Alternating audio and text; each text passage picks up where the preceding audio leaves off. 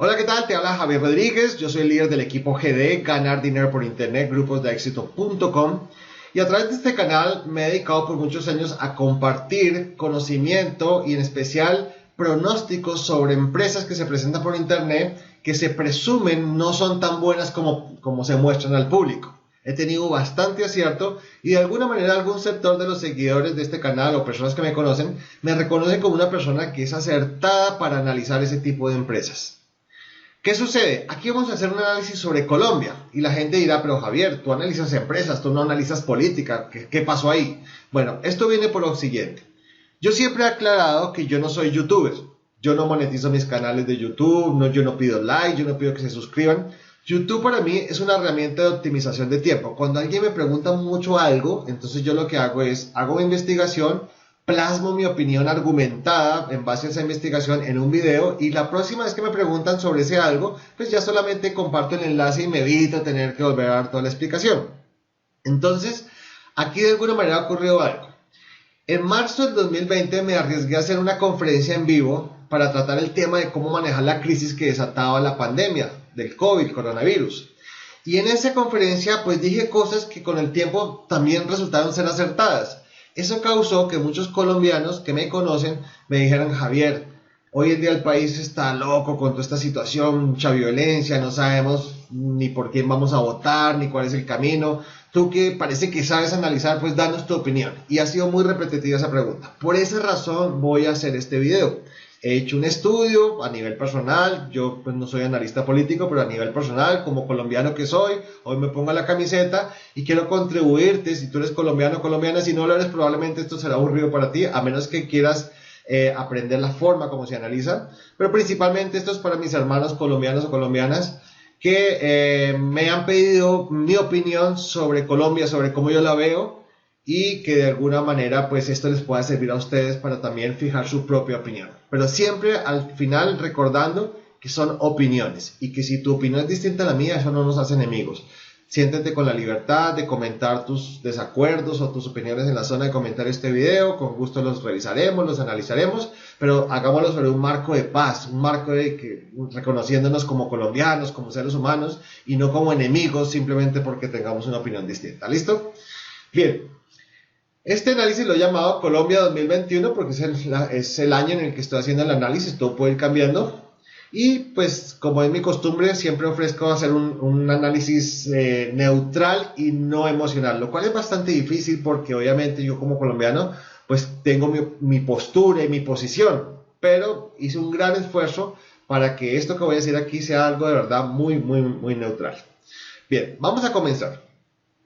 Claramente Colombia hoy está dividida en dos extremos y los colombianos o en general el ser humano necesitamos ponerle nombre a todo. Entonces la gente dice, no, es que estamos divididos entre la izquierda y la derecha. Y eso es como la sensación que hay hoy en día en Colombia. Ahora, entre esa izquierda y esa derecha hay un centro donde están, creo que la mayoría de los colombianos, que los cuales los podríamos clasificar, no es tarea fácil, pero los podríamos clasificar ese centro entre colombianos que nos duele Colombia, pero que no necesariamente nos identificamos plenamente con la derecha o plenamente con la izquierda, simplemente nos duele ver lo que está pasando en Colombia y queremos pues ver un cambio. Y hay otra gran masa de colombianos que se ubican en el centro y que es lo que yo llamo la Colombia indiferente. Probablemente sean los más, probablemente. Y no los podemos juzgar porque es que es verdad que los gobiernos y la gente que encarga la política en Colombia pues no ha hecho muchos méritos para que nos interese. Yo de hecho confieso que por muchos años yo estuve en ese sector de la indiferencia colombiana. A mí ese tema política, ay no, eso no es conmigo, eso no. Para mí los políticos es símbolo de corrupción y eso no es conmigo y qué pereza esos temas y eso cuando hablan de política eso es un tema aburrido porque eso hablan de unas terminologías porque tradicionalmente la política es como el que más impresiona es el que más gana, el que más términos rebuscados saque, ese parece que es el más inteligente, entonces votemos por ese. Entonces, cuando uno es una persona normal, común y corriente, pues eso lo ve como lejano allá y uno como que no le interesa. Entonces, digamos que por muchos años yo estuve en ese sector. Ahora, comencemos a ponerle algunas caras a esta situación. Claramente en Colombia, hoy en día gobierna la derecha colombiana y que es liderada por el expresidente, el señor Álvaro Uribe Vélez, quien fue presidente en 2 periodos y desde entonces, digamos, ha influenciado para que los siguientes presidentes pues sean personas que él ha recomendado. O sea, de ahí se acuña el término el uribismo, que es, digamos, lo que ha gobernado a Colombia probablemente desde el 2002. Ellos por ahí niegan que el gobierno de Santos no lo cuentan como de ellos, pero no hay que olvidar que el gobierno de Juan Manuel Santos, pues él fue su ministro de defensa y la gran mayoría de la gente votó por él porque Uribe fue el que propuso como continuismo al uribismo. Ya después lo que haya pasado pues es distinto, pero digamos que en términos muy muy generales, pues el uribismo y la representación de esa derecha nos ha gobernado desde el 2002. Ahora, del lado de la izquierda, pues ahí hay muchos enfrentamientos, la izquierda está como medio dividida, pero digamos que mirándolo así desde por encima, lo que se ve, lo que más resalta, pues parece que hay un líder que es el señor Gustavo Petro, que proviene de una ideología de izquierda y de alguna manera es como quien la gente reconoce como no solo la oposición a ese gobierno de derecha, sino alguien que su ideología proviene de pensamientos o ideologías de izquierda. Eso es como la gente lo palpa hoy en día. Esto es más o menos como está Colombia hoy a grandes rasgos, muy general, porque yo lo que busco aquí no es impresionarte, sino que tú entiendas qué pasa en Colombia, por qué pasa y cuáles podrían ser los caminos de salida a lo que pasa hoy en Colombia. Bien, entonces ya tenemos claro que hay una izquierda y una derecha, hay unas caras visibles que representan esa izquierda y esa derecha, es lo que llaman la polarización. El país está polarizado entre estos dos extremos y entre estos dos extremos habita algo muy muy terrible que es el odio. Y ese odio hace que la herramienta más fuerte en esta situación actual que estamos sea el miedo. ¿Y por qué? Porque también hay demasiada ignorancia. Y cuando digo ignorancia no lo tomes como un insulto, tómalo simplemente como es. O sea, ignorancia es ignorar algo. Todos somos ignorantes de algún tema. Podríamos usar también el término desconocimiento, que es un poquito más suave. Pero en realidad el término más apropiado es ignorancia, porque muchas de las personas que estamos en el centro ignoramos la profundidad del tema político, ignoramos cómo se maneja un país, ignoramos muchas cosas, estamos enfermos de ver, digamos, los noticieros principales y entonces creemos ciegamente lo que vemos en esos medios masivos y pues hay mucho desconocimiento. Ahora, del lado de la derecha, entonces se acusa al líder de la izquierda de que es un guerrillero, entonces se genera un miedo. Mire, es guerrillero, ¿cómo van a votar por un guerrillero? Además es un comunista, ese nos va a llevar al castrochavismo, es que no es suficiente con ver a Venezuela, ¿quieres verte como Venezuela? No, ¿quién quiere verse como Venezuela? Ah, pero si quieres verte como Venezuela, entonces vota por el de la izquierda porque él es de esa generación, de esa ideología. Además es un hombre antirricos, no le gustan los ricos, le gustan los pobres, entonces nos va a hacer todos pobres. Eso es como las herramientas que se usan desde la derecha a través del miedo para combatir a sus oponentes políticos. Ahora, del lado de la izquierda pues no es distinto, del lado de la izquierda se usa lo mismo para combatir al gobierno actual que es el de la derecha. Entonces desde la izquierda, no, mira, es que ese es un paramilitar, es un feudalista, esos son de los términos que a mí poco me gustan porque uno feudalista y uno se queda callado como para que no digan que uno es bruto, pero la gran mayoría no sabíamos que era feudalista, pero un poco así para explicártelo en palabras simples, pues feudalistas esas personas que amasan tierras, o sea, concentran su poder en acumular y acumular y acumular tierras, y no las pongan a hacer nada, pero eso es, digamos, el eje de su poder, tierras, poder económico, ¿no? Bien. Y también se le acusa de ser un antipobre, de ser alguien que solo gobierna para los ricos y que prácticamente se olvida de los pobres. Así en su discurso político diga que no, que sí los pobres los tiene en cuenta, pues digamos que la acusación desde el otro lado de la posición es que es una persona que lidera un gobierno principalmente para proteger los ricos de Colombia y olvidarse un poco, dejar relegados en segundo lugar la clase media y los pobres. Para nadie es un secreto que en un escenario como el que estoy planteando acá, donde lo que habita en el medio de estos dos extremos es el odio, pues el odio envenena a la sociedad y eso es lo que vemos hoy en día entre colombianos, veneno basado en odio.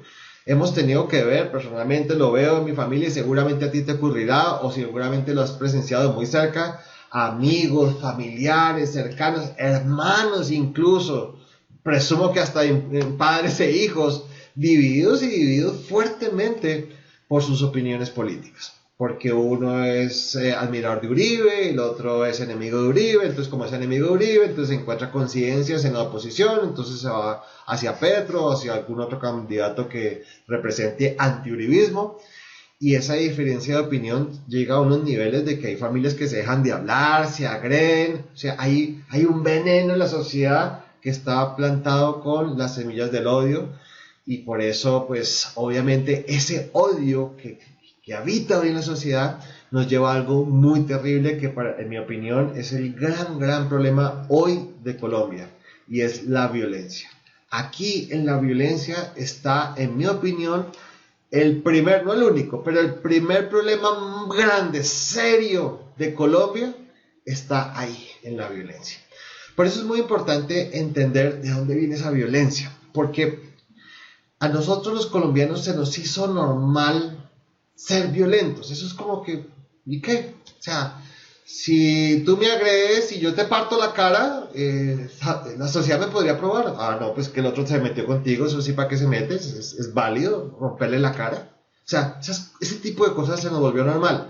Ah, si un ladrón se metió a tu casa y te va a robar y tú tienes un revólver, pégale un tiro en la cabeza, eso es normal. Eso es que más bobo si no lo haces. O sea, vivimos años de ver violencia, entonces estamos habituados a la violencia. A nosotros la violencia no nos asusta, no nos cuestiona incluso muchas veces, porque hemos vivido entre un país de años de violencia. Por eso es muy importante hacer algo que puede sonar aburrido, pero que nos va a permitir entender cuál es el origen de esa violencia. Si entendemos el origen, reconocemos nuestra actitud violenta en cada uno de los colombianos, tal vez podamos iniciar un cambio, porque es que muchas veces creemos que el cambio es un candidato. No, sí es importante tener a alguien allá capaz, honesto, toda esa cuestión, pero el cambio es de cada uno de los colombianos, y es muy importante que reconozcamos nuestro origen violento y que empecemos a trabajar sobre él, que dejemos de pensar, eso no va a ser de la noche a la mañana, pero que empecemos el proceso de dejar de pensar que eso es normal.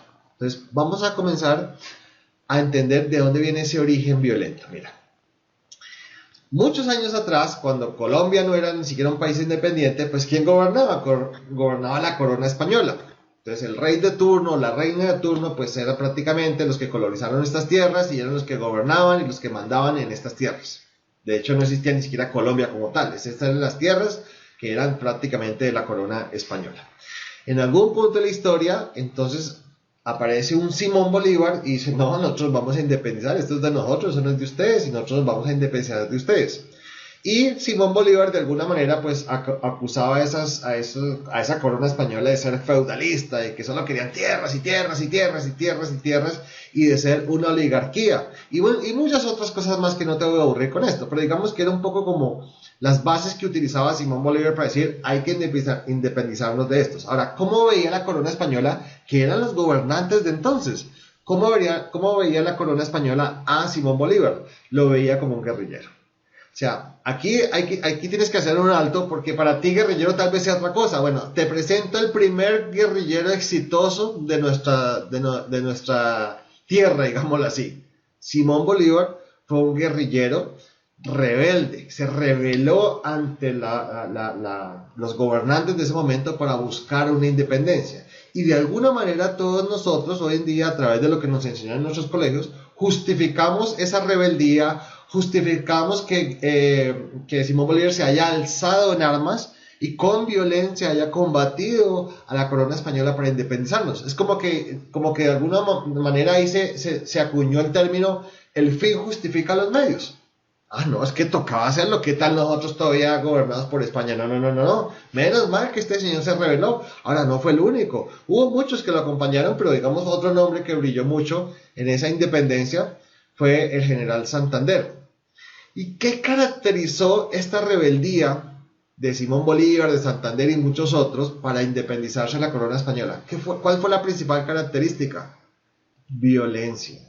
Señoras, si ustedes investigan un poquito, no tiene que ser mucho, pero un poquito, ustedes van a encontrar que este señor Simón Bolívar, que el general Santander y muchos otros, estos señores eran violentos de verdad. y tal vez tocaba así porque si no, no hubieran logrado lo que lograron. Pero la cruda realidad es que era muy violento. Esta gente fusilaba porque sí, fusilaba porque no. O sea, a veces uno ve la parte de pros y de lo que lograron, que nadie se los quita, pero no se olvida que eran seres humanos, que eran guerreros, que eran violentos, que mantenían en guerra. Recuerden que eso no fue que un día se independizaron y ya el otro día los españoles se fueron. Luego los españoles crearon guerrillas españolas que combatían a estos y los intentaron matar por muchos años para volver a recuperar el poder. Entonces, esta gente vivía en un territorio hostil donde la violencia era lo principal para poder sobrevivir. Entonces, ahí, en mi opinión, probablemente si hacemos un análisis más profundo, bueno, llegaríamos a, no sé, a Adán y Eva, pero aquí en lo que nos compete a Colombia, aquí tenemos una semilla muy, muy, muy fuerte de violencia y una semilla de creer de que eso es normal, de que es justificada, porque digamos que a través de la educación nos enseñaron eso, ¿listo? Bien, dejémoslo hasta ahí. Ahora, mira lo que ocurre, mira cómo esta semilla empieza a germinar en el tiempo. Esta violencia, obviamente, se logra la independencia, pues Simón Bolívar, Santander empiezan a gobernar, pero sin embargo, entre ellos habían diferencias, o comenzaron a verse diferencias ideológicas, y eso hizo que Santander se empezara un poco como a alejar o a dividir de Simón Bolívar. ¿Por qué? Porque Santander decía, es que Simón Bolívar es como medio dictador, es que le gusta, él tiene una idea, recuerden que Bolívar pensaba en la Gran Colombia, que creo que era Venezuela, Ecuador, y si no estoy mal, Venezuela, Colombia, Ecuador, como una sola, y todo manejado desde un centro, no entreguemos nada porque eso de pronto se nos sale de las manos, no, todos eran centralistas, esas eran las ideales de Bolívar, y Santander no tenía esos ideales, Santander tenía un ideal un poco más demócrata, no sé si el término que voy a usar sea adecuado, pero era lo contrario a centralista, entonces digamos que era descentralista, ¿no? Démosle a cada uno sus capacidades, su habilidad de gobernar y pues de pronto nos unimos, pero no todo lo vamos a acaparar nosotros. Y eso generó fuertes divisiones y si tú averiguas un poco, vas a ver que más de una ocasión Bolívar estuvo a punto de matar a Santander por diferencias de opinión. Y Santander también, o sea, estos eran guerreros, esto era gente que fusilaba en plaza pública, o sea, estos no eran peluches. Y obviamente, pues de ahí, en mi opinión, lo que yo he podido encontrar en esta investigación, pues de ahí los colombianos tenemos un origen violento. Yo creería que incluso eso lo podríamos compartir incluso con otras, con hermanos venezolanos, ecuatorianos, pero estamos aquí hablando de Colombia. Y tenemos un origen violento por la forma que nos independizamos, por la forma de quienes nos gobernaron. Recuerden que Bolívar, Santander hoy son prácticamente las insignias del Ejército Nacional de Colombia.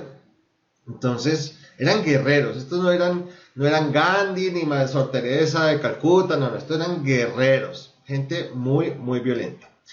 Con el tiempo, hay, digamos, divisiones entre los históricos. Hay gente que dicen que Simón Bolívar creó el Partido Conservador y que Santander creó el Partido Liberal. Yo lo que estuve viendo, estuve consultando a algunos historiadores, de esa gente que sí se estudia todo eso, y pareciera ser que no es tan así, pero sí hubo una influencia en cuanto a ideología. O sea, no es que uno fundó un partido y otro fundó el otro partido, no, pero sí hubo una influencia en sus divisiones de ideales que con el tiempo terminó evolucionando en la creación de dos ideologías muy fuertes, que se convirtieron en partidos políticos. Digamos que Simón Bolívar, como fue el gobernante, fue el primer gobernante, fue el más influyente, pues Bolívar de alguna manera creó ese concepto conservador, que es lo que eventualmente se volvió el Partido Conservador. Decir que lo fundó, creo que no, y eso sería otro tema, pero digamos que sí hay una influencia en los ideales de Bolívar, en lo que a la postre se terminó volviendo el Partido Conservador y fue el partido que nos gobernó en Colombia por muchos, muchos, muchos años. Hasta que un sector de la sociedad se revela y dice, no todo puede ser así, o sea, tiene que haber una opción B, no puede ser solo conservadores, y se cree que ahí es donde nace esa cultura o ese partido de los liberales con unas diferencias en cuanto a la forma de ver Colombia desde el lado conservador, y se cree que esos liberales de alguna manera tienen una inspiración en las diferencias que tenía Santander con respecto a Simón Bolívar. Ahora, esta diferencia, sumada a nuestro origen violento, pues lo que creó fue una nueva ola de violencia que duró años, pero años, años, años, entre conservadores, liberales y cualquiera que estuviera en el medio, pues quedaba en medio de esa guerra. Y eso pues, si tú tienes abuelos o abuelas de esa época que la hayan vivido, pregúntales. Yo tengo la fortuna, por el lado de mi esposa, que tengo una abuelita que vivió eso, y me gusta preguntarle y me cuenta cómo se mataban, pero de una manera horrible. O sea, eso era una violencia. Miren, lo que vemos hoy en día, eso nada que envidiarle, entre comillas, a esa época. O sea, y fueron años y años de mucha violencia, porque obviamente los conservadores tenían el poder y no querían cederlo. Entonces aquí vemos un punto importante: quien tiene el poder no lo quiere ceder.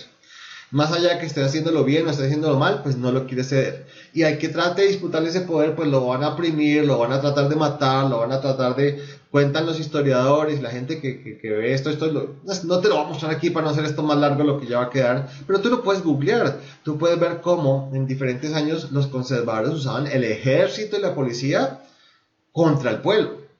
¿Por qué? Porque no somos la institución, y eso, mira, no es coincidencia con lo que hoy en día podría estar pasando, ¿no? Entonces, eso es algo que, ese es un origen que tenemos, que está en nuestro ADN colombiano, junto con nuestro origen violento.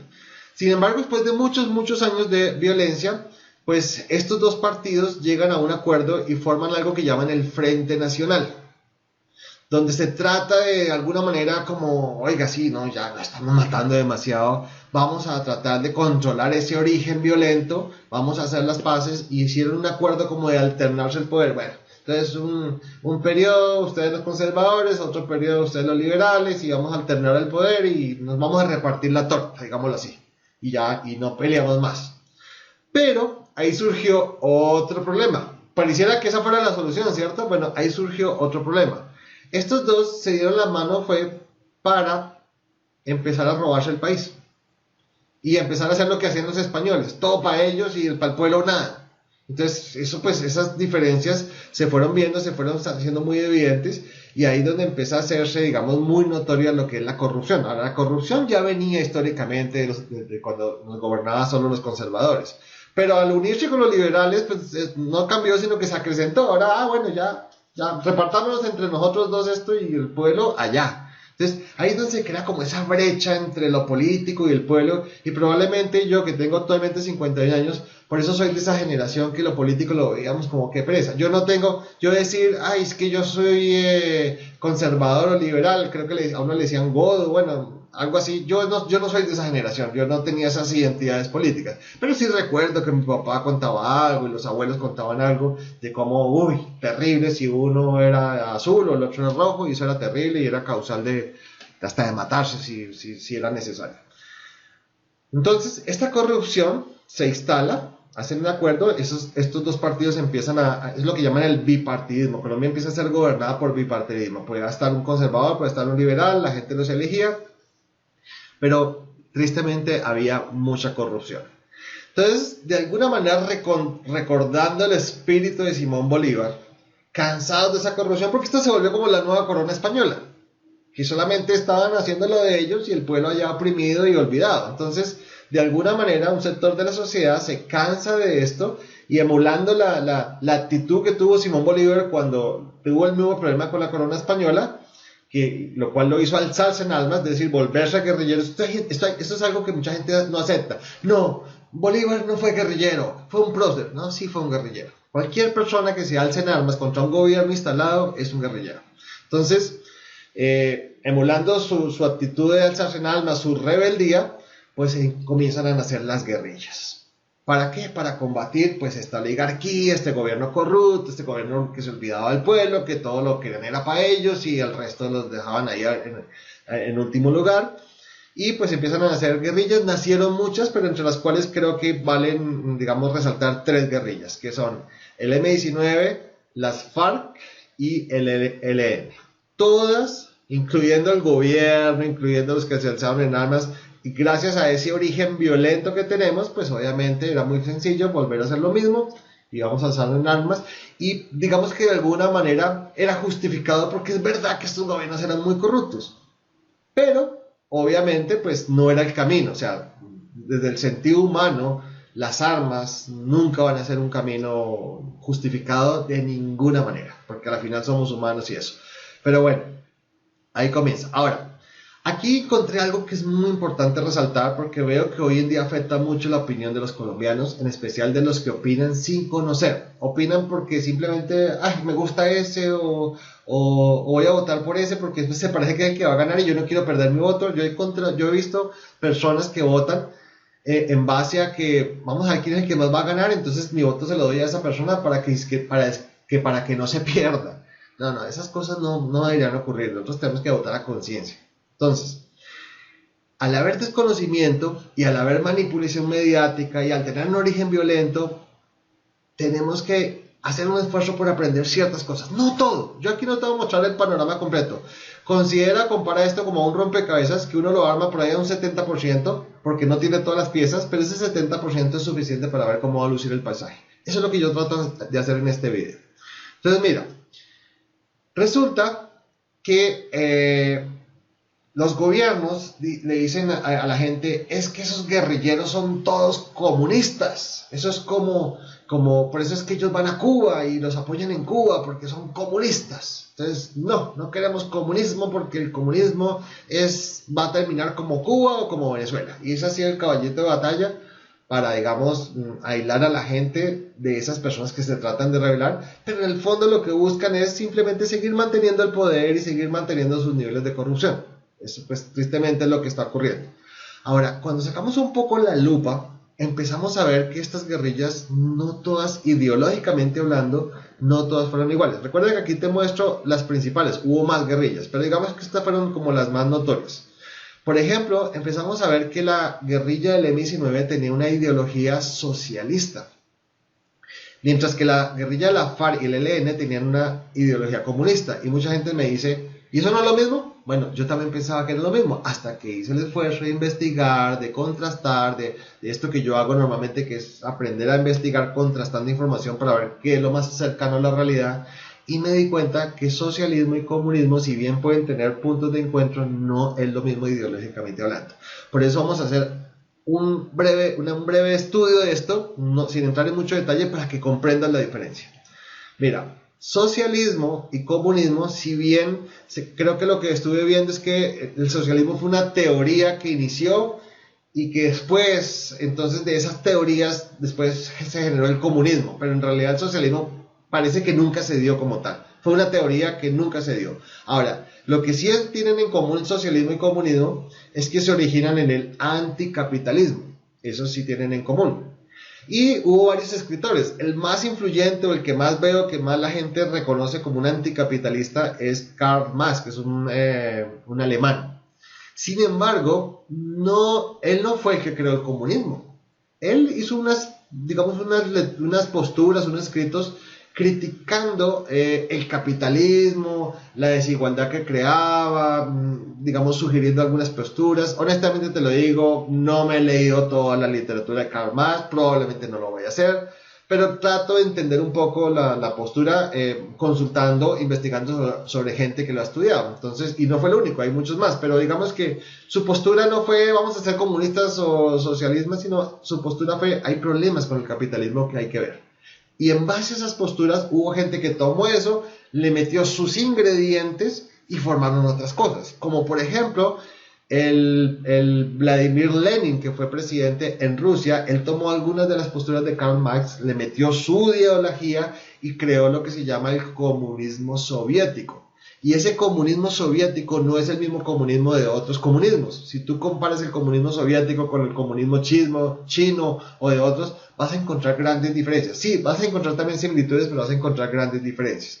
Ese comunismo soviético, que hoy en día sabemos que es un comunismo fracasado, fracasó en Rusia, fracasó en Cuba y fracasó en todos los lugares donde lo intentaron implantar, es un comunismo fracasado, pero ese es el comunismo, esa ideología fue la que heredaron los cubanos y por ende son las que han heredado guerrillas como la FARC y el ELN.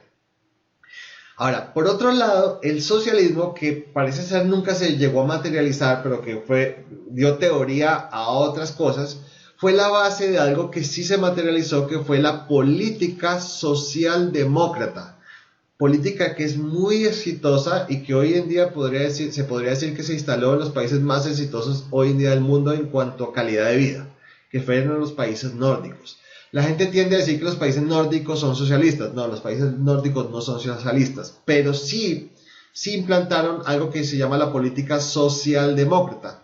¿Qué es la política socialdemócrata? Mira, la política socialdemócrata es simplemente buscar una balanza entre el capitalismo y el socialismo. Es decir, tratar de que todo no sea hacer dinero, sino tratar de que ciertas cosas, en especial las relacionadas con la salud, con la educación, cosas vitales para el ser humano, pues el gobierno se encargue de proveerlas para poder garantizar, y el resto sí, pues un capitalismo controlado donde la gente pues pueda ser rica y no haya problema, paguen sus impuestos y pues felices todos, digámoslo así, en un ambiente donde los derechos principales están garantizados. Eso es un poco la política socialdemócrata. Incluso si tú ves países como Alemania, países como Canadá, incluso la misma Estados Unidos, pues tienen una fuerte influencia de esta política socialdemócrata, unos más, otros menos. Pero digamos que los países nórdicos son los que más cerca están de la teoría socialista, digámoslo así, sin ser socialistas, porque eso prácticamente creo que nunca se desarrolló. Entonces es ese perfecto balance, o la búsqueda de ese perfecto balance entre socialismo y capitalismo. De hecho, de la política socialdemócrata se desprende algo que hoy en día se ha vuelto muy común para nosotros, pero que mucha gente lo escucha y no lo sabe y no lo analiza, sino que simplemente lo critican porque lo está diciendo a alguien que le cae mal. Pero algo que claramente ha ido tomando fuerza con el tiempo en nuestros días, y es algo que se llama el progresismo. Que a mi humilde entender, el progresismo es esa base de la política socialdemócrata. O sea, encierra ese concepto de nivelar socialismo y capitalismo, o sea, no rechaza el capitalismo, pero adicional le añade algo que de pronto en la política socialdemócrata no era algo influyente. En el progresismo se hace muy influyente nivelar socialismo con capitalismo, pero incluir el respeto a la igualdad, en especial en el tema de los derechos. Es decir, que la mujer no vuelva a ser oprimida, que los indígenas, las comunidades afro, todo lo que sea una minoría que históricamente han sido ahí como relegados a algún lado, pues darles voz y voto, darles igualdad de derechos y resaltarlos y respetarlos, ¿no? Creo que también aquí entran lo que son las comunidades LGTBI, que entonces ahí viene la doble moral, viene la parte de religión, que no, que eso es del demonio, pero que desde el punto de vista humano, pues son humanos y pues por su condición sexual no se les puede quitar los derechos. Entonces, de alguna manera, el progresismo busca eso. Ahora, ya entendiendo esto, volvemos acá. Y entendemos entonces que las guerrillas de las FARC y el ELN son hereditarios de la ideología comunista rusa. O sea, ese comunismo de Lenin, fracasado. Totalmente fracasado. Más el M19 tiene un origen de socialdemócrata. Entonces eso marca una diferencia en cuanto a ideología.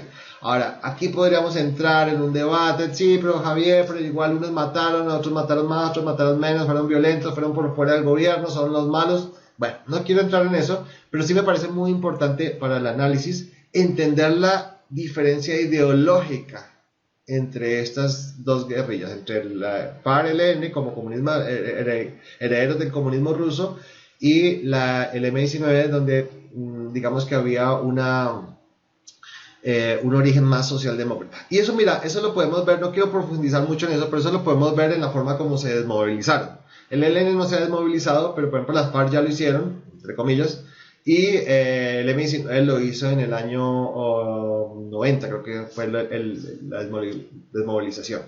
Fíjense ustedes que el M19, cuando se desmovilizó, tomó parte activa digamos, en la política, pero a punta de votos. No fue que negociaron de que, no, yo dejo de matar y ustedes me dan tantos puestos de congresista, no, como si lo hizo la FARC. No, ellos no les dieron nada de eso, ellos simplemente crearon su movimiento político, los empezaron a matar y desde entonces nunca han vuelto a las armas y han respetado su acuerdo y fueron parte influyente en la Constitución del 91, donde por votación pues pudieron estar ahí y pudieron ser parte influyente. Entonces, digamos que eso es un poco donde uno puede ver esa diferencia ideológica entre una guerrilla y la otra. ¿Por qué es importante esto? Porque hoy en día vemos que los colombianos que tienen miedo de que nos volvamos Venezuela, cualquiera que venga con el título de guerrillero, pues lo ven como igual, y date cuenta que ideológicamente no son iguales. No con esto quiere decir que sean buenos ni nada, simplemente me parece importante resaltar en el análisis neutral este detalle. Ahora, asimismo el gobierno, que por años fue comandado por conservadores y liberales, pues también ha tenido sus divisiones ideológicas. Por ejemplo, los liberales, de alguna manera, surgió una corriente que se llama el neoliberalismo, que en un aspecto muy simple, para no entrar en tanto detalle aburrido, pues el neoliberalismo es basado en capitalismo. El neoliberalismo busca aislar al Estado de todo el sector que se pueda considerar productivo. Es decir, es el capitalismo puro, vamos a volverlo todo eficiente, privatizándolo. ¿Por qué? Porque recuerden que por muchos años, gracias a la corrupción, pues cuando el gobierno se quiso encargar del sistema pensional, cuando se quiso encargar del sistema de salud y todo, pues fue un desastre, producto de la corrupción.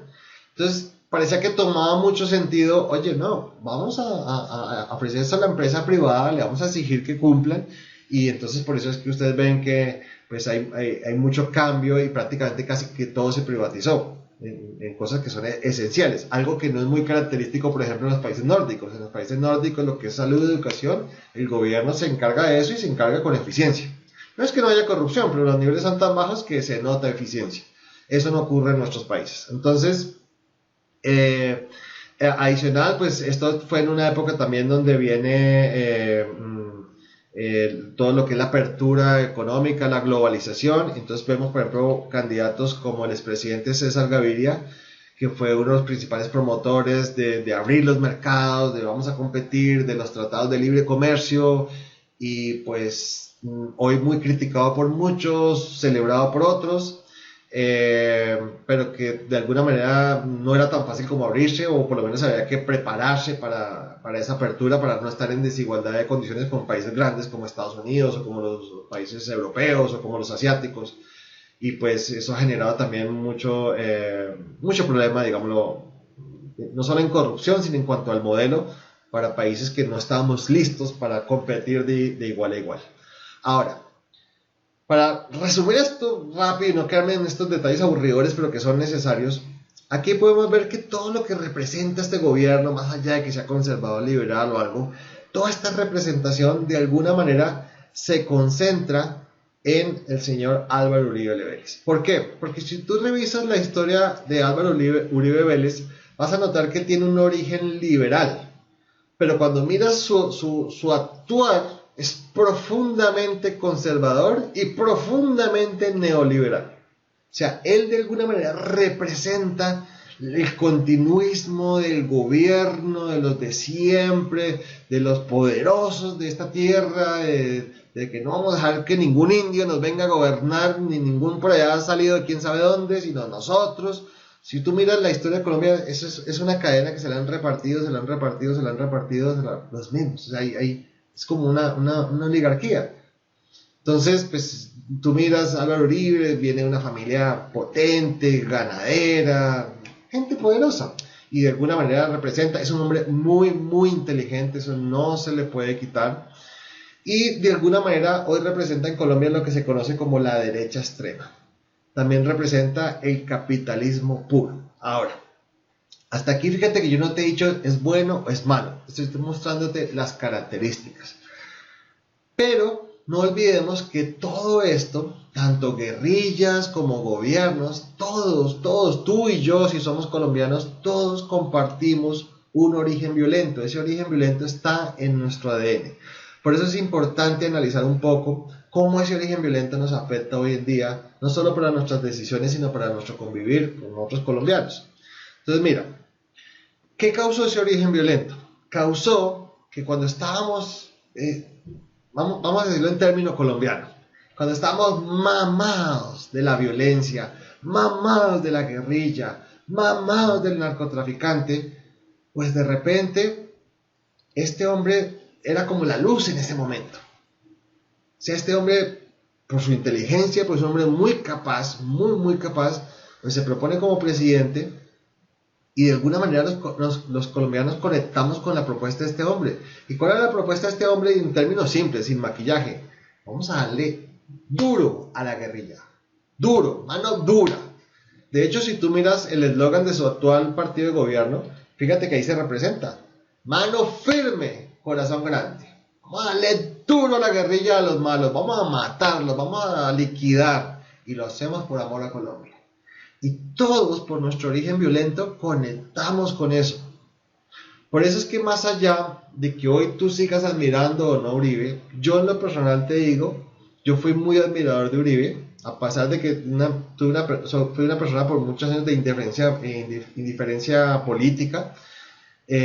Cuando Uribe se hizo presidente, yo vivía en Estados Unidos, y en Estados Unidos yo tenía gente de otros países que me decían, es que tú sí ahora tienes un presidente de verdad, que envidia ese presidente que ustedes tienen. Y yo sacaba pecho y en algún punto incluso me consideraba uribista, o sea, volvía a conectar con la política. Y yo veía a Uribe que hablaba así paisa, entonces yo decía, este sí es colombiano, este sí habla como los colombianos, no como esos burgueses entonces conectábamos con eso y veía cómo el tipo le daba plomo a la guerrilla y uy, eso, y veíamos cómo le respondía fuerte a sus contrincantes políticos y de alguna manera nuestro origen violento conectaba con eso.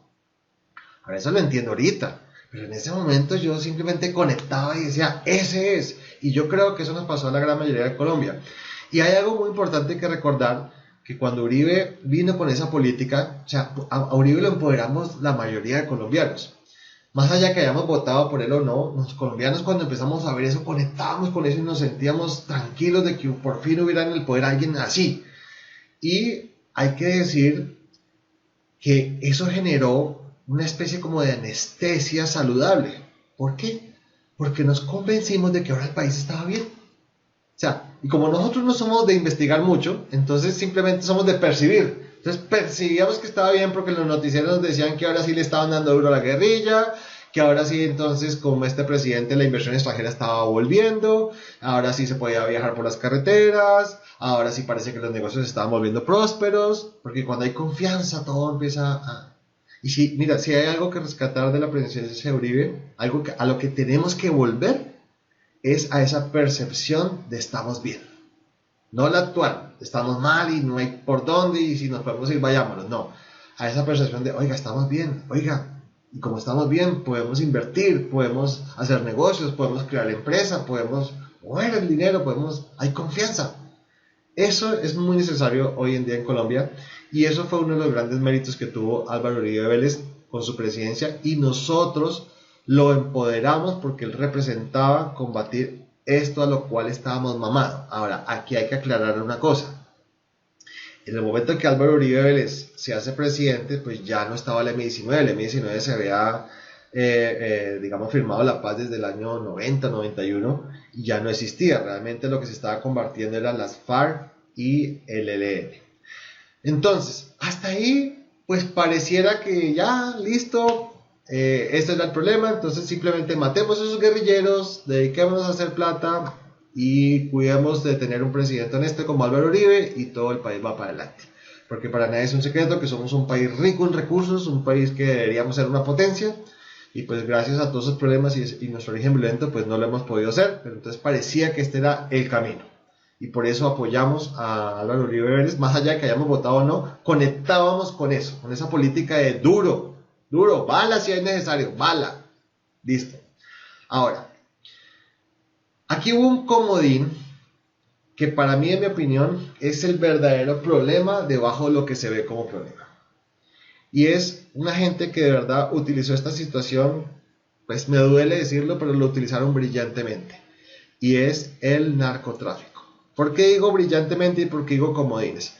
Porque el narcotráfico en realidad no le importaba ni el gobierno ni le importaba la guerrilla, simplemente los usaba. Entonces, el gobierno necesitaba poder para combatir la guerrilla y la guerrilla necesitaba poder para combatir el gobierno.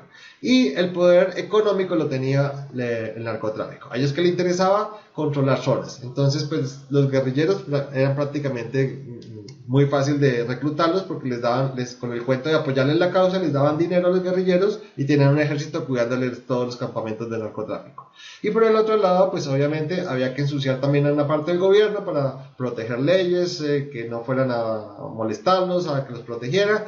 Y pues digamos que el narcotráfico se volvió el gran problema de Colombia, y creo que ahí es donde más se asienta nuestro origen violento, porque pues ya sabemos que ese narcotráfico fue muy violento, o sea, demasiado violento, generó demasiada violencia. Y ese narcotráfico, jugando en el papel de comodín, buscando su propia conveniencia, en algún momento apoyando a los guerrilleros, en otro momento apoyando al gobierno de turno, pues siempre hubo esa intromisión del narcotráfico en ambos sectores para ellos buscar su propio favor. Y eso fue lo que agravó, en mi opinión, el segundo grande problema de Colombia después de la violencia, que es la corrupción. Y esto sí que es un cáncer terminal, o sea, impresionante. Entonces la violencia y la corrupción realmente está muy dura. Entonces esa es la Colombia hoy. Entonces, resumiendo un poco hasta acá, mira, tenemos una izquierda o una ideología que proviene de la izquierda, que no es propia. Hay gente que le llama extrema izquierda, pero realmente no es extrema izquierda, porque pues no son comunistas ni nada, pero digamos que ese líder que emana de esa ideología de izquierda, pues es Gustavo Petro. Y del lado del gobierno actual, pues tenemos la derecha, que claramente, aunque no es ya el presidente, pero que claramente es comandada por Álvaro Uribe Vélez.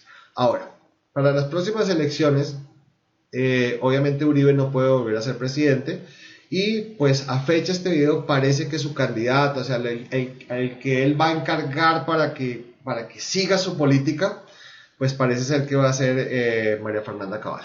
No sé si sea ella o sea solo ella, a lo mejor se jueguen 2-3 cartas. Algunos dicen que quiere postular al hijo, el hijo dice que no le interesa, algunos otros hablan del ex alcalde de Medellín, pero a fecha de hoy la información que se tiene es que parece que ella va a ser como la que va a liderar las banderas del uribismo para continuar con el gobierno en la siguiente.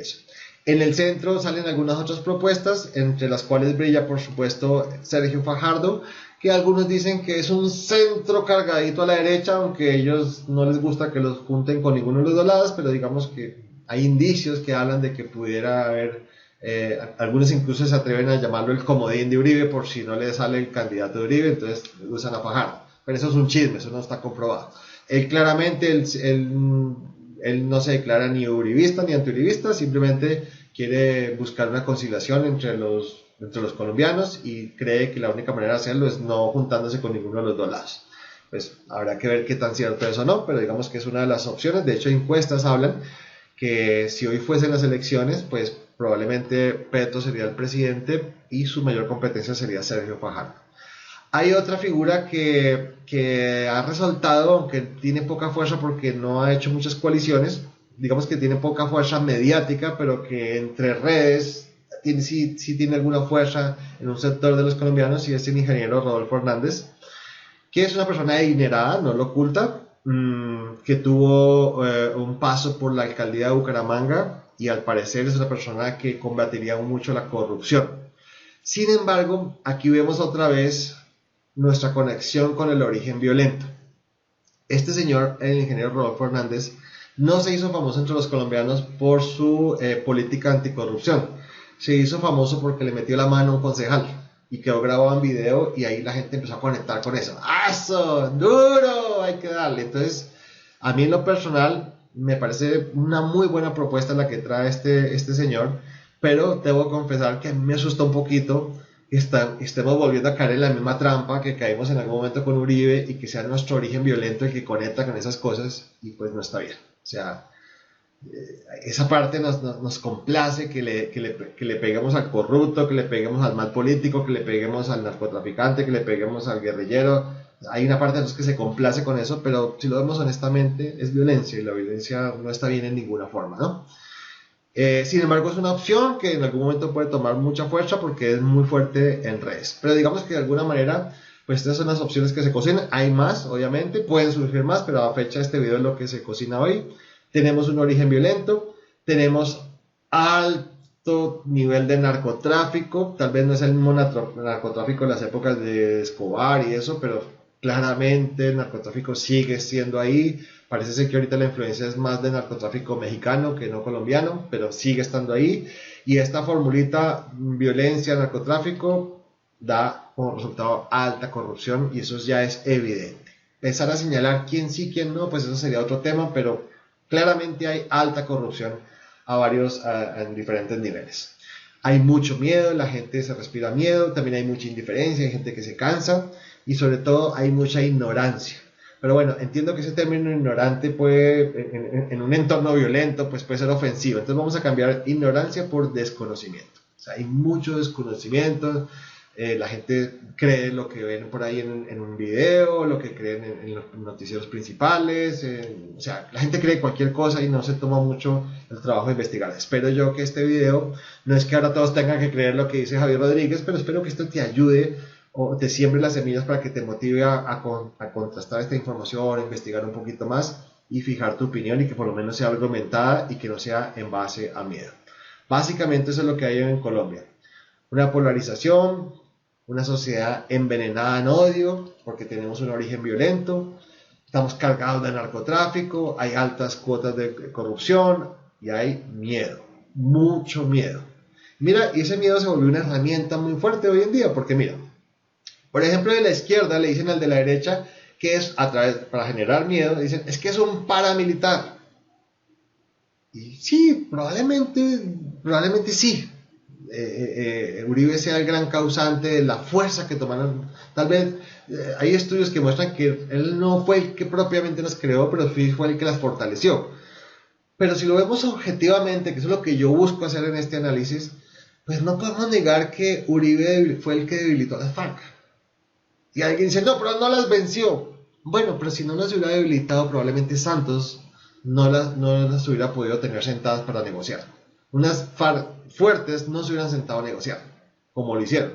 Entonces, yo sí creo que de alguna manera Uribe cumplió su promesa de debilitar las FARC. Tal vez su procedimiento no fue el adecuado, no fue siguiendo los lineamientos, pero yo personalmente no me siento con la capacidad de juzgarlo. Ahora, debo confesar que lo he hecho porque uno a veces cae en corrientes, pero hoy aquí sentado, analizándolo con calma y todo, no me siento con la autoridad moral de juzgarlo. ¿Por qué? Porque nosotros se lo pedimos, nosotros lo empoderamos, nosotros le solicitamos a Uribe que hiciera eso.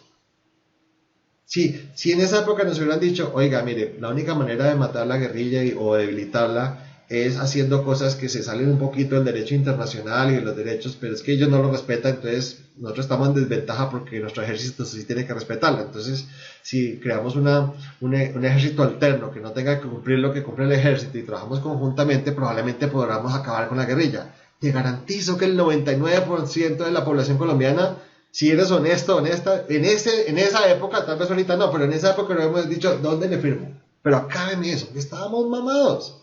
Entonces, venir ahora a acusarlo no estaría bien, no sería justo, pero hay que reconocer que se hicieron procedimientos muy mal, que esa violencia generó otra violencia peor que la de la misma guerrilla, los falsos positivos y bueno, tanta cosa que se vio que ya creo que tú lo sabes.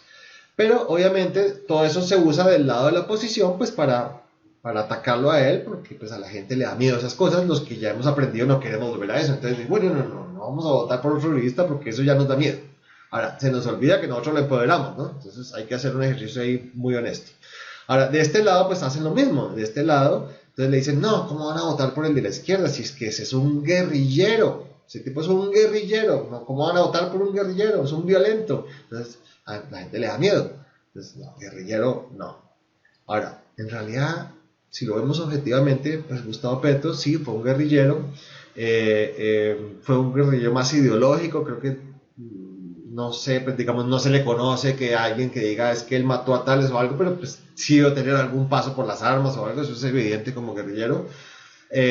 Pero la verdad es que él se desmovilizó, ha respetado los acuerdos, tomó poder porque a todos sus antecesores los mataron y aún así no volvió a las armas.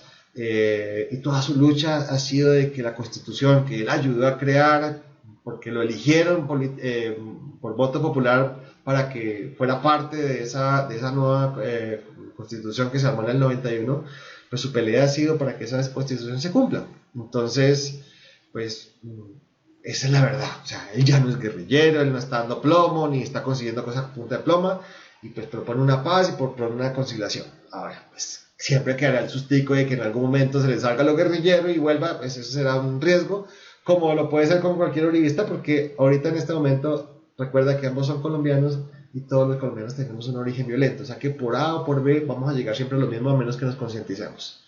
Entonces, hoy en día él es un político que lidera el movimiento Colombia Humana y pues es simplemente una opción, una alternativa que se está dando a el gobierno actual.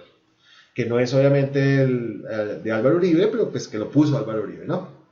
Bien, sigamos. Del lado de la izquierda dicen, no, es que este hombre es un dictador, porque mire, se ha perpetuado en el poder, con cambio de la constitución, se hizo 2 periodos cuando eso era anticonstitucional, luego nos puso a Santos y luego nos puso a Duque y ahora nos quiere poner a otro tercero, bueno, entonces es un dictador. Bueno, recuerda lo que te mostré, él es el combo que representa lo que nos ha gobernado por años y pues tiene todas esas influencias liberales, conservadoras, neoliberales y es un capitalista profundo. Eso es como realmente creo que se debe ver objetivamente. Y el capitalismo, cuando tú entiendes el capitalismo, mucha gente cree que es que el capitalismo es la libertad de tú tener plata y que si tú eres más bueno que otro, entonces el derecho a tener mejor vida que el que no es tan bueno como tú. Hay gente que entiende el capitalismo hasta ahí. No, pero el capitalismo profundo, agresivo, pues claramente genera unas desigualdades sociales preocupantes y una olla a presión que hoy en día la estamos viendo en Colombia y que está a punto de estallar. O sea, si crees que ya estalló, no ha estallado y ojalá no estalle porque sería muy feo, muy desagradable. O sea, eso nos retrasaría muchísimo. Y esa olla, esa presión la ha generado el capitalismo agresivo profundo.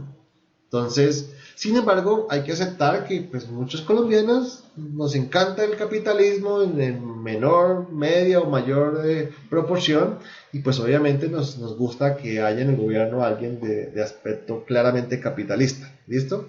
De este lado dicen que el de acá es comunista, pero yo ya te expliqué que no es comunista, es progresista. Si tú revisas la hoja de vida de Petro, vas a ver que él tiene, digamos, una cultura más socialdemócrata.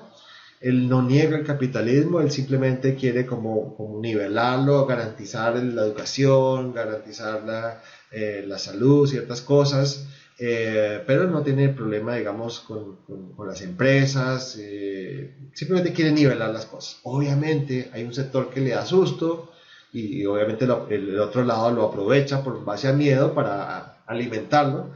Pero ustedes han visto recientemente y si han seguido un poco eso, que incluso Petro se ha estado reuniendo con empresarios y todo.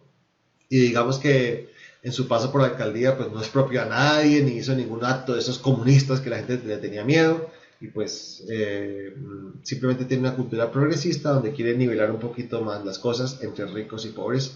Pero cambiando el modelo económico a un modelo de producción agrícola, de producción, de explotar los recursos colombianos, sino que no todo dependa de combustibles fósiles como está actualmente. También, por ejemplo, de la derecha le dicen, no, es que él fue un mal gobernante, mira todo lo que hizo o lo que no hizo como alcalde.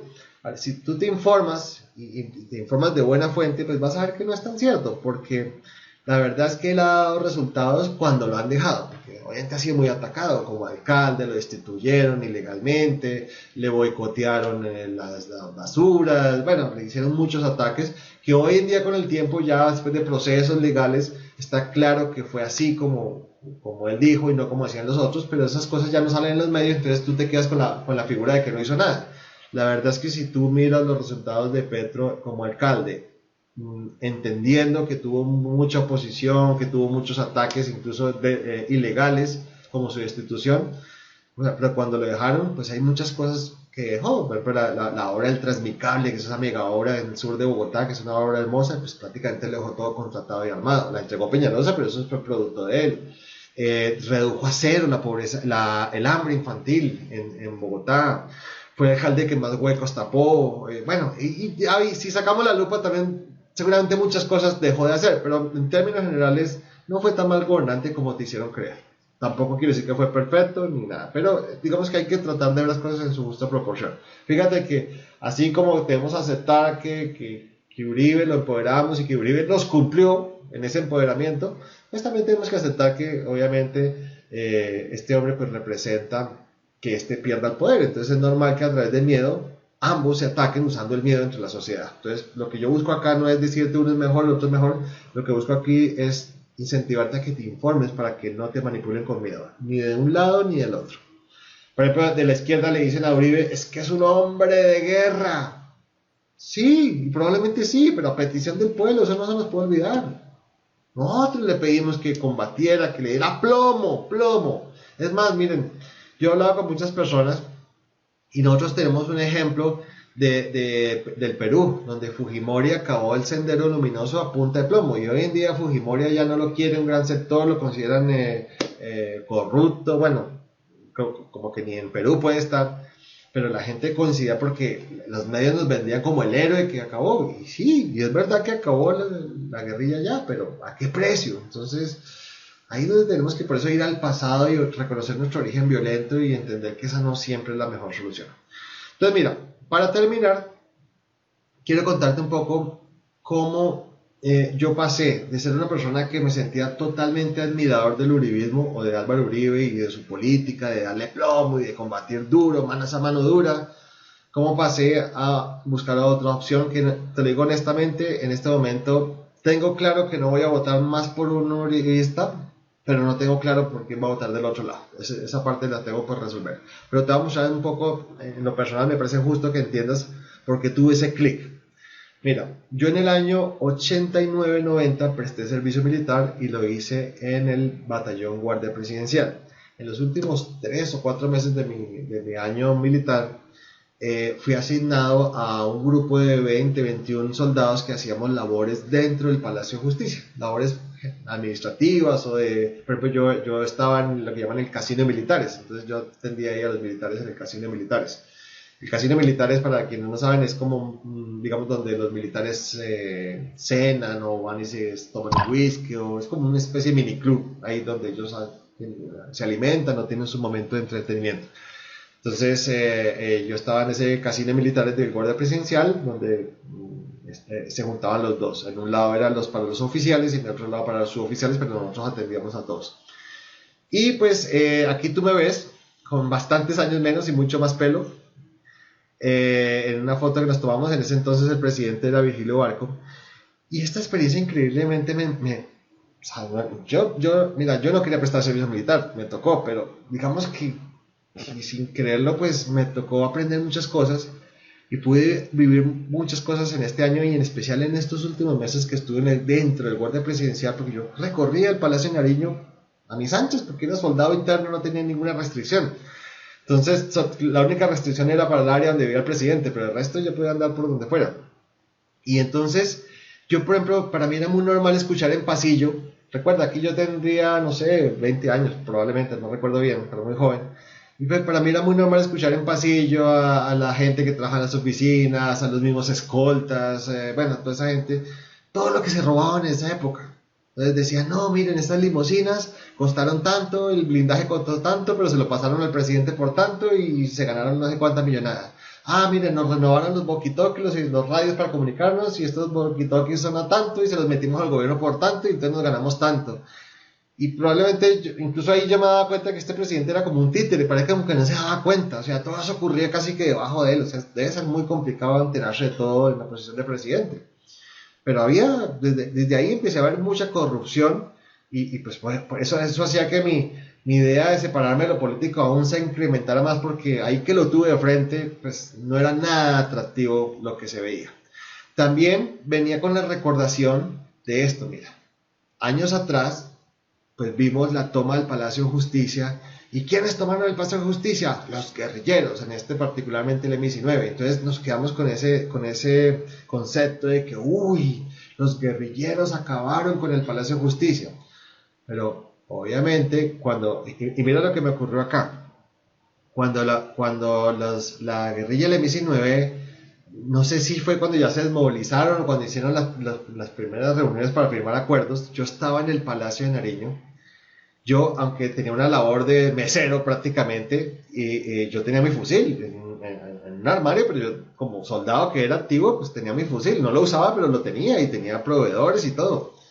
Y yo recuerdo, miren lo que es el origen violento, y aquellos que me conocen saben que yo no soy normalmente una persona violenta, soy más bien tranquilo, pero tengo ese ADN.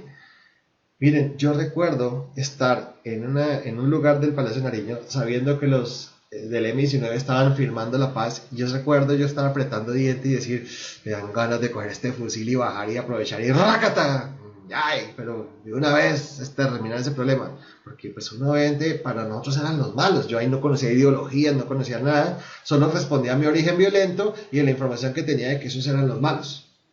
Entonces, yo recuerdo esa sensación y esa sensación era alimentada porque en mi memoria tenía el recuerdo de esto que nos mostraron los noticieros. Recuerda que en esa época no había red ni nada de esas cosas, donde los guerrilleros quemaron el Palacio de Justicia y mataron inocentes, son unos sanguinarios. Y esta gente terrible. Cuando tú te informas, empiezas a encontrar que sí, es verdad, los guerrilleros se tomaron el palacio, toda la cuestión, pero realmente los que generaron la barbarie fueron el ejército. De hecho, si tú te informas, vas a ver que hay comandantes, los que comandaron esta cuestión en el Palacio de Nariño, hay unos condenados a 30 y 40 años, porque en esa época no había redes, pero sí había cámaras ya de medios, y hubo gente que salió, civiles, que fueron sacados del Palacio de Nariño, y el ejército los desapareció.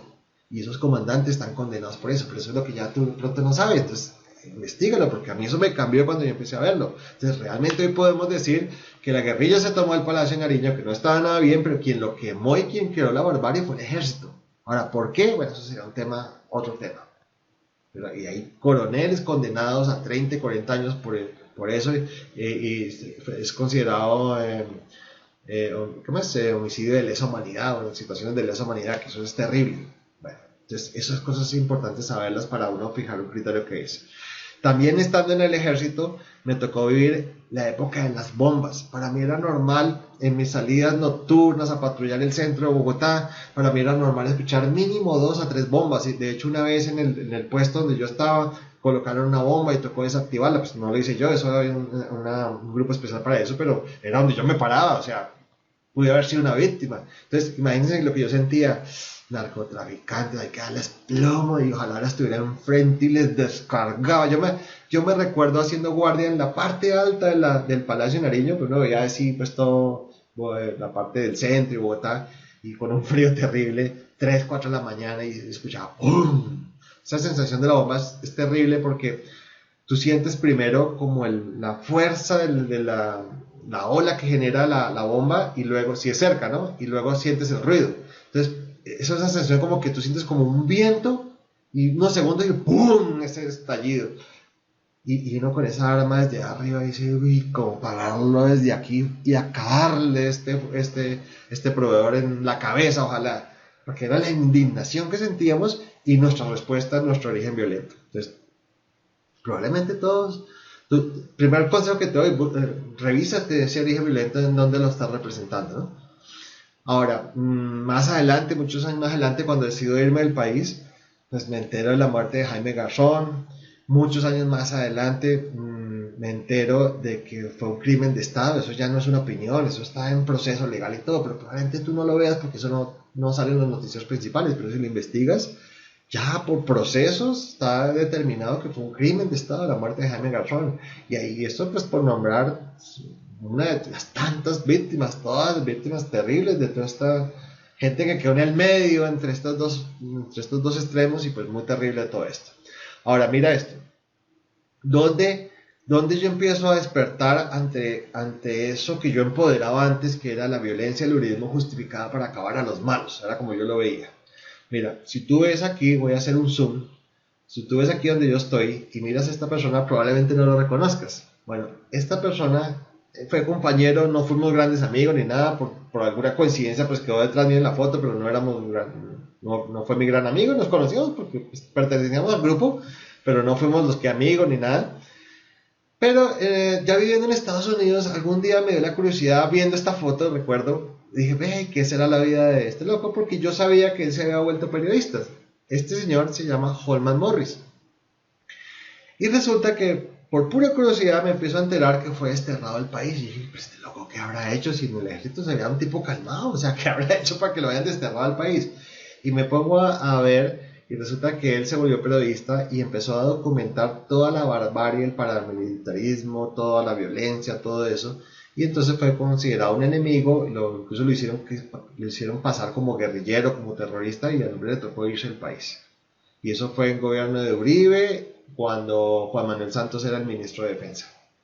Ahora, este hombre ha logrado alguien que yo creo que muchos soñarían, pero pues es el único que he visto que lo ha logrado. Logró que Álvaro Uribe Vélez, por orden, le pidiera perdón públicamente. Aquí tú lo puedes googlear, eso está en YouTube. Aquí vas a ver cómo Uribe, que no es normalmente verlo con la cabeza agachada, le tuvo que pedir perdón a Holman Morris por haberlo desterrado, por haberlo considerado un terrorista, por haberle dañado su nombre y todo. Y obviamente, pues aunque hicieron un acto ahí de conciliación, obviamente pues tienen una diferencia política enorme. No es coincidencia que Holman Morris más adelante se haya unido al movimiento de Gustavo Petro, porque coinciden en esas posturas, en denunciar toda la barbarie que se ocurrió combatiendo la guerrilla, el paramilitarismo y todo eso que ocurrió, que fue tan terrible. Y ahí es donde yo empiezo pues entonces a contrastar y a mirar todo esto y me doy cuenta que entonces ese precio de acabar con la guerrilla que empoderamos nosotros pues fue muy alto. Y pues obviamente no puedo conseguir con eso, pues ya hoy en día nada más adulta, no puedo quedarme con que, bueno, es que yo pienso así, no voy a cambiar porque yo soy así, no, yo pienso que los humanos tenemos que aprender a cambiar. Y si bien no me siento con la autoridad moral de acusarlo porque yo me siento cómplice. Yo fui un colombiano que dije, sí, Uribe, plomo a esa gente, porque estamos hasta acá, pues ya no quiero más de eso. Entonces, para terminar, mira, esta es la Colombia hoy. Pienso que hay que darle más voz a las víctimas. Hay muchas víctimas. Y algo muy bonito que me he encontrado en la gran cantidad de víctimas que he estado revisando es que están dispuestos a perdonar. O sea, nosotros los que no fuimos víctimas directas de la violencia, pues no tenemos nada que perdonar. Ellos sí. Y están dispuestos a hacerlo. Entonces a mí me parece curioso que hay gente que no es víctima de la violencia y no puede perdonar, y hay gente que es víctima de la violencia y sí pueden perdonar. Entonces yo pienso que hay que darle más voz a las víctimas y a los jóvenes de Colombia, porque en ellos está la semilla de poder romper ese origen violento que tenemos, que mira que ya lo están heredando. Mira cómo incluso con argumentos válidos las protestas que han ocurrido en Colombia son válidas, pero mira lo que ha terminado: vandalismo. O sea, ya ese joven, ya a lo mejor, no quiero generalizar, hay muchos jóvenes y hay estudios que muestran que la gran mayoría de la propuesta ha sido pacífica y bien argumentada, pero hay un sector de jóvenes, más allá de los infiltrados que los hay y que probablemente los haya de ambos lados, de la izquierda, de la derecha, bueno, más allá del ejército, ¿sí? Pero más allá de eso, está claro y es evidente que hay un sector de los jóvenes que yo creo que provienen de esa Colombia indiferente, que lo que quieren es desahogarse y encontrar la excusa perfecta. Entonces vamos a acabar con mercados, y lo que ocurre es que se termina yendo con la misma población y no contra los que realmente causan esto.